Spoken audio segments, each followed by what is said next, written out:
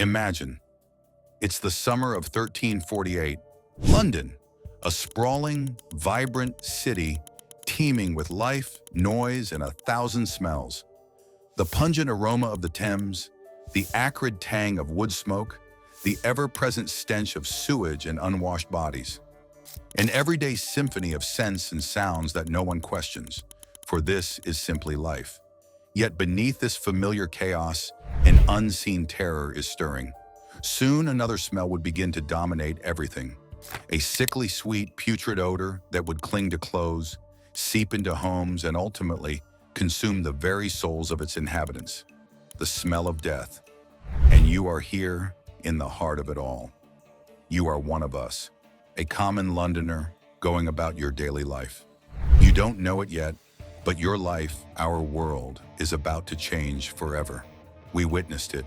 We saw the Black Death, and we got sick. Chapter 1. The Whispers from the East and the First Signs. It began with whispers, tales carried on the wind, stories from distant lands to the east, from Asia, from Italy, of a terrifying plague that devoured entire populations. We dismissed them, of course. London was a fortress, a hub of commerce protected by its walls and its faith. We were strong, we were safe. But in the summer of 1348, the invisible enemy landed on our shores, first in Dorset, then creeping steadily northward. By November, it had reached our beloved London. At first, it was just a few isolated cases. A neighbor, a street vendor, a merchant returning from the docks. They complained of an unbearable fever, agonizing chills, and a crushing fatigue that stole their strength. Then came the telltale signs, painful, swollen lumps, black and angry, emerging in the armpits, the groin, the neck. We called them buboes, and with their grotesque appearance came a chilling, undeniable certainty. This was no ordinary fever. This was the great pestilence, the Black Death, and it had come to stay, to claim us all. Chapter 2.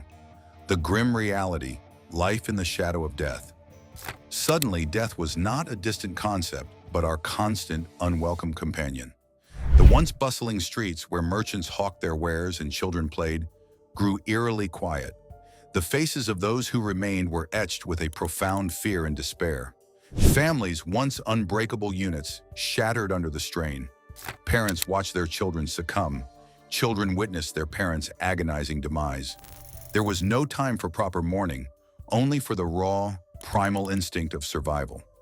The church bells, once a comforting rhythm of daily life, tolled incessantly, marking each new death, until their mournful clang was forbidden. Their ceaseless lament was driving the living to madness. In their place, a new horrifying sound filled the air. The creaking of wooden carts, rumbling through the narrow, filthy alleys, accompanied by the chilling, guttural cry, "Bring out your dead." Bodies, often still warm, were unceremoniously piled onto these carts, stripped of dignity, and hauled to the emergency mass graves. East Smithfield, once a quiet field, became a gaping maw in the earth, swallowing countless victims. We saw it, we smelled it, we lived it. The stench of decay was omnipresent, a thick, cloying blanket that settled over the city, a constant reminder of our inescapable fate. The miasma, the bad air, was believed to be the cause, and we desperately tried to ward it off with sweet-smelling herbs, though to no avail. Chapter 3. The Cruelty of the Disease and Desperate Cures. The disease itself was a cruel, relentless tormentor. After the initial fever and the appearance of the buboes, the body would begin to betray itself. Black spots, the telltale signs of internal bleeding, would appear beneath the skin. Victims would vomit blood, their strength draining away with each agonizing breath. Within 3 to 5 days, sometimes even faster, it was over. A swift, brutal end.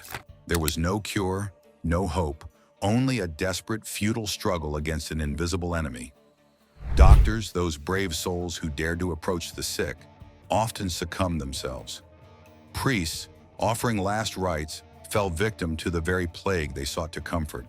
We prayed, we pleaded, we sought solace in our faith, but God seemed to have abandoned us.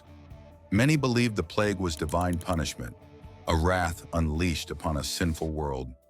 Fanatical flagellants roamed the streets, publicly whipping themselves bloody, believing their penance would appease God's fury.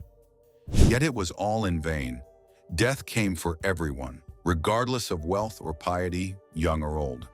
The desperate attempts at healing were as bizarre as they were ineffective. Some believed in the power of bloodletting, draining the bad humors from the body. Others, in their madness, would apply a live, plucked chicken to the buboes, hoping it would draw out the poison. The wealthy, in their misguided opulence, would crush precious emeralds and drink them with wine, believing in their magical properties. Vinegar and rosewater were used to cleanse homes and bodies, a futile gesture against the true carriers of the disease, the fleas on the rats that infested our unsanitary city. There was in those days death without sorrow, marriage without affection, self-imposed penance, want without poverty, and flight without escape. So wrote John of Reading, a monk from Westminster, capturing the utter despair of our times. And he was right. Chapter 4. The Breakdown of Society and the Changing Landscape. As the death toll mounted, the very fabric of our society began to unravel. Fear, raw and pervasive, drove people to unthinkable acts. Parents abandoned their sick children. Spouses fled from their dying partners, leaving them to face their end alone. The bonds of community, once so strong, dissolved into self-preservation. Law and order crumbled. With so many officials and guards dead, crime flourished. Looters ransacked abandoned homes, preying on the dead and dying. The streets, once vibrant with commerce, became dangerous, silent corridors of despair. The city itself began to change. Whole districts lay deserted, houses standing empty. Their inhabitants vanished. The Great London Bridge, usually a bustling thoroughfare lined with shops and homes, became a grim monument to the lost. Even the mighty Tower of London, a symbol of royal power, could not escape the plague's reach, though it offered a temporary, false sense of security to the elite. Fields outside the city lay fallow, their crops rotting, for there were simply not enough hands left to harvest them. The economy, once thriving, ground to a halt. But in this devastation, a strange shift began. For those who survived, a new, unexpected power emerged. With so few laborers left, their value skyrocketed. Wages, once meager, began to rise dramatically, laying the groundwork for profound social changes that would echo for centuries. Chapter 5. The Winter's Respite and the Scar That Remains. As the harsh winter of 1349 descended upon London, the plague, as mysteriously as it had arrived, began to recede. The biting cold, perhaps, or simply the exhaustion of its relentless march, brought a fragile respite. The survivors emerged from their homes, blinking in the pale winter light, to a city irrevocably altered. Over half of us were gone. London was not the same, and we, the living, were not the same. The great pestilence had left an indelible scar, deep and agonizing, upon our collective soul. A scar that would forever remind us of the fragility of life, the brutal indifference of nature, and the depths of human despair and resilience. We had endured unimaginable horrors.